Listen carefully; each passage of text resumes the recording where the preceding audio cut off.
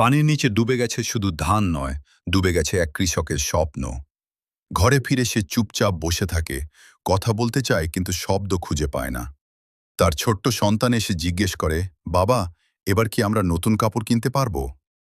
কৃষক শুধু মাথা নিচু করে থাকে, কারণ তার কাছে কোনো উত্তর নেই। 4 মাসের পরিশ্রম, একটা পুরো মৌসুমের আশা, সব যেন পানির সাথে ভেসে গেছে। মহাজনের দেনা, সার, বীজ, ঔষধের খরচ, সব এখন তার বুকের ওপর বোঝা হয়ে দাঁড়িয়েছে। রাতের অন্ধকারে সে আকাশের দিকে তাকিয়ে থাকে, ভাবতে থাকে আগামীকাল কি হবে। তবুও জীবন থেমে থাকে না।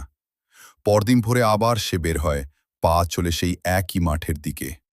চারপাশে শুধু পানি, তবুও তার চোখে এবার হার মানার ছাপ নেই। সে জানে হার মানলে চলবে না।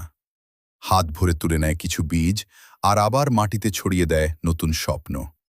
কারণ কৃষক মানেই হাজারবার ভেঙে পড়ে, তবুও আবার উঠে দাঁড়ানো। আজ তার হাতে শূন্যতা, কিন্তু বুকের ভেতর এখনো আশা বেঁচে আছে।